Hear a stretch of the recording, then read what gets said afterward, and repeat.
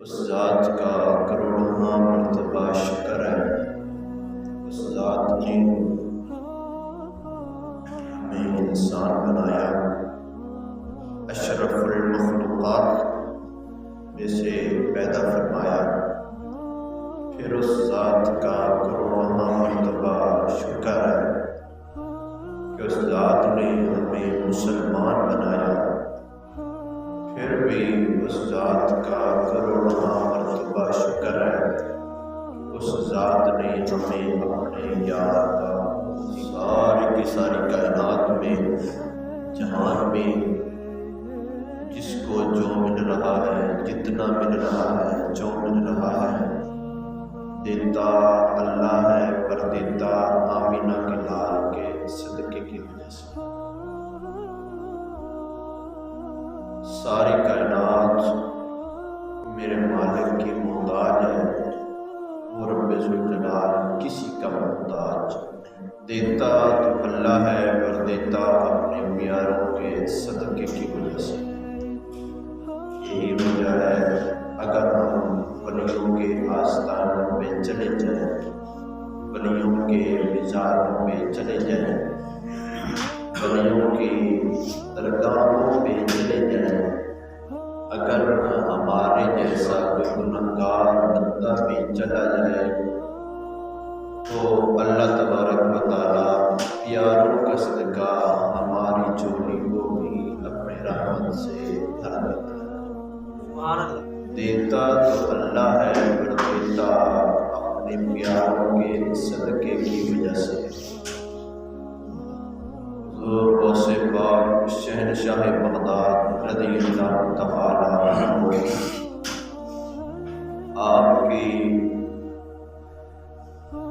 پاک بارگاہ عظیم بلند بارگاہ ہے کہ آپ نے فرمایا قدمی حالی علی رقبتی کل ولی اللہ، فرمایا میں غوث اعظم غوث ہوں، قیامت تک جتنے بھی ولی ہوں گے سارے ولیوں کی گردنوں پر میرا قدم۔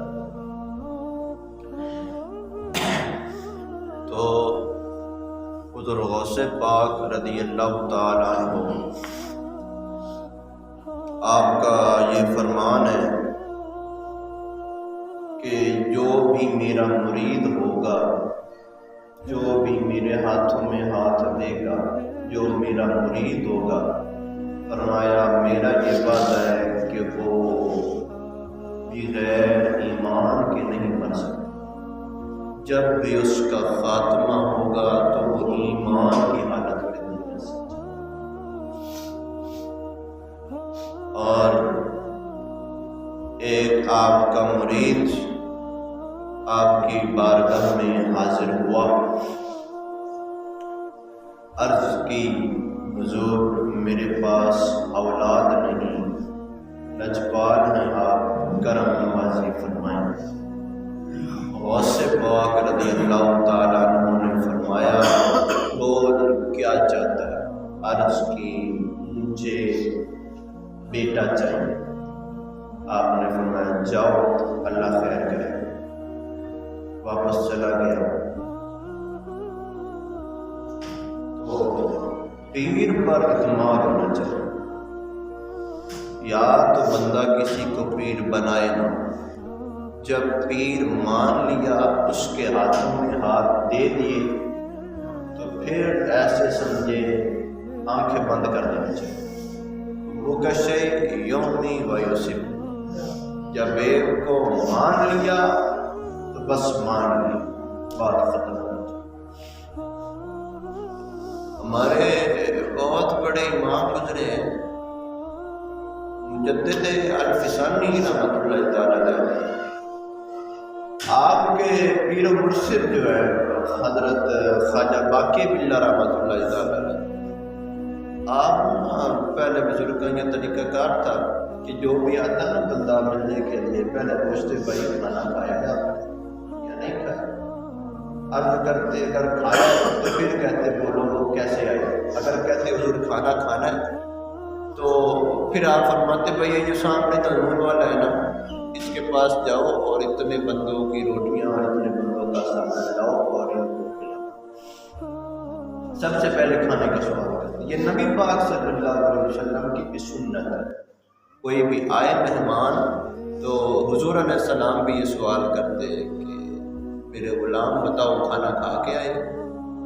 تو آپ بھی ایسا ہی آپ کا معمول رہا، وہ تندور والے ہوٹل والے سے کبھی 10 بندوں کا کھانا آ رہا ہے، کبھی 20 بندوں کا کھانا آ رہا ہے، کبھی 50 بندوں کا کھانا آ رہا ہے، اور ایک دن وہ تنور والا حضرت خواجہ باقی بلّہ کی بارگاہ میں حاضر ہے۔ عرض کہ حضور مجھے یہ بتائیے کہ مجھے وہ کاروبار ہی کرنے دینا یا نہیں کرنے دینا؟ فری کھاتے میں کبھی 10 بندوں کا کھانا منگوا رہے ہیں، کبھی 20 کا منگوا رہے ہیں، میرے بھی اولاد ہیں، میرے بھی بال بچے ہیں، اور اتنی مدت گزر گئی میں آپ کو فری میں کھلا رہا ہوں، آپ لوگوں کو بہت کچھ دیتے ہیں، کبھی مجھے بھی کچھ دیا؟ تو آپ کو اللہ کا ولی جب موج میں آ جائے فرمایا بول کیا مانگتا ہے؟ جو مانگنا ہے مانگ لے، اتنی تو نے خدمت کی ہے۔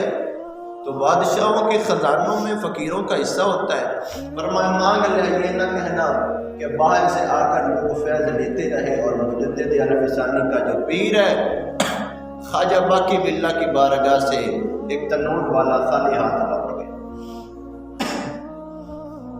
فرمایا مانگو کیا مانگتے ہو؟ جب ولی اپنی موج میں آ جائے پھر کیا ہوتا ہے؟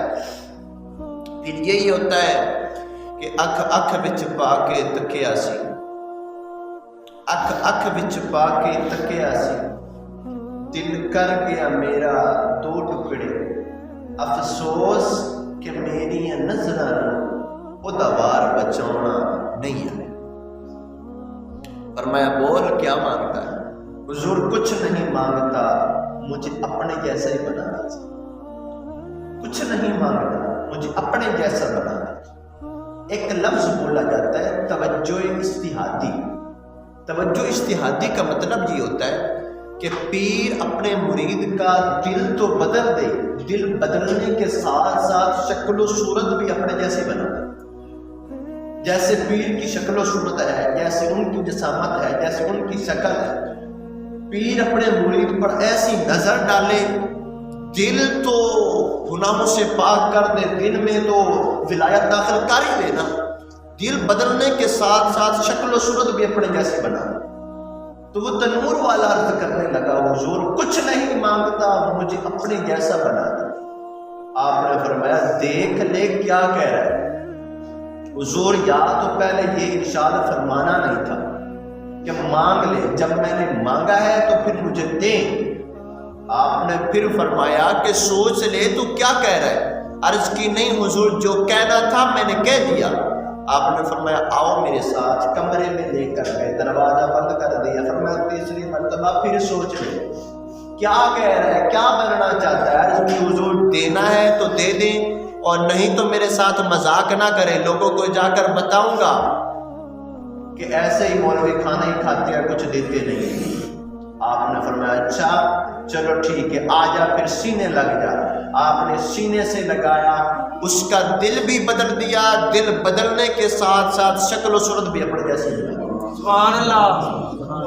جب دروازے سے باہر نکلے دونوں ایک جیسے، مریدوں کو فرق نہیں ہو رہا تھا کہ مجدد الف ثانی کون، کہ جو مرشد ہے حضرت خواجہ باقی بلّہ کون ہے اور یہ تنور والا بھائی کون ہے۔ پہچان مشکل ہو گئی، ہاں لیکن اتنی پہچان ضرور تھی۔ حضرت خواجہ باقی بلّہ اپنے پورے ہوش و حواس میں تھے اور تنور والے بیلے کو ہوش نہیں تھا، ہوش کھو بیٹھا تھا۔ اور آپ نے جھنجھوڑ کر فرمایا بیلی خیال کر، ہوش کر کدھر پھر رہا ہے؟ تو اس کو ہوش کھو بیٹھا۔ فرمایا تجھے کہا تھا کہ میرے جیسا بننا بہت مشکل ہے، میرے جیسے ہزاروں ایسے آ جاتے ہیں، سونے سونے نین تیرے تے سونیاں اداواں نے، تیرے جیو سونے کی دو جمدیاں ماواں نے۔ ایک کدی کدی ماواں یہ رنگے ہستیاں جمدیاں نے۔ فرمایا کہ تینوں کیا سی کہ میرے ورگا نہ بڑی، ہن ہوش کر سنبھال اس نو جو تین دیتا ہے. تو جب اسے سنبھالا نہ گیا کچھ ہی عرصہ زندہ رہا تو اسی حالت میں اس کا انتقال. آپ پھر فرماتے ہوتے تھے، فرمایا بیلیو جو روحانیت کا جو ایک بوجھ ہوتا ہے، ولایت کا جو بوجھ ہوتا ہے، یہ اتنا نازک سا معاملہ ہوتا ہے. ساری زندگی بندہ عبادتیں کر کر کے ولایت حاصل کرتا ہے، اور جب بندے سے چھوٹا سا گناہ ہو جائے نا فوراً ولایت چلی جاتی ہے. عرض یہ کر رہا تھا میں کہ پیر پر اعتماد ہونا چاہیے. یا تو بناؤ نہیں، جب بنا لیا تو پھر اعتماد ہونا چاہیے. غوث پاک نے کیا فرمایا؟ جاؤ اللہ خیر کرے. وقت گزرتا گیا اور حضور غوث پاک شاہ بغداد رضی اللہ تعالی عنہ آپ سرکار کی بارگاہ میں حاضر ہوا، کپڑے میں کچھ لپیٹ کر آیا اور آ کر عرض کی حضور یہ مجھے نہیں چاہیے، یہ لے لیں. بات یاد ہے، مجھے نہیں چاہیے لے لیں. فرمایا بھائی کیا ہوا، کیا چیز لے کے آئے؟ عرض کی حضور آپ کی بارگاہ میں آیا تھا اور عرض کی تھی مجھے بیٹا چاہیے. وقت گزر گیا، اللہ نے بیٹا نہیں دیا، مجھے بیٹی دی ہے. بیٹی آپ رکھ لیں، میں نے نہیں دینی. آپ نے جو کہا تھا اللہ تعالیٰ بیٹا عطا فرمائے گا، تو مجھے تو بیٹا چاہیے. آپ مسکرا کر فرمانے لگے یار اتنے غصے میں نہ، توجہ سے دیکھ تو صحیح، یہ بیٹا ہے. حضور میں گھر سے ایسے نہیں آیا، کچھ دیکھ کر آیا ہوں، آپ رکھ لیجئے. چلو سمجھوں گا کہ آپ اپنی موج میں تھے، کہہ بیٹھے مجھے یہ نہیں چاہیے، میں تو بیٹا ہی ہوں گا. آپ نے فرمایا نہیں یار دیکھ تو صحیح. عرض کی نہیں میں گھر سے دیکھ کے آیا ہوں. آپ نے فرمایا جا اور گھر جا کے پھر دیکھنا. جاؤ گھر جا کے پھر دیکھنا. گھر گیا اور گھر والی کہنے لگی کہ ہاں اپنے پیروں سے مدد کروا کے آئے ہو. تو نے کہا کہ مدد ہو یا نہ ہو یہ الگ بات ہے، پیروں نے مجھے کہہ دیا. ہماری نظروں میں تو پھر ہو سکتا ہے، ہمارے جو پیر ہیں ان کی نظر تو وہ نظر ہے بیٹھے یہاں پہ ہوتے ہیں، خبر عرش نہیں دے رہے، لوح محفوظ پہ ان کی نظر جا رہی ہوتی ہے. وہ کہتے ہیں کہ بیٹا ہے، ہم کہتے ہیں کہ بیٹی ہے. انہوں نے کہا دیکھو تو صحیح. جب انہوں نے کپڑا ہٹا کے دیکھا پہلے جو بیٹی تھی وہ بیٹا ہو. بیٹی کو اللہ تعالیٰ نے بیٹا بنا دیا.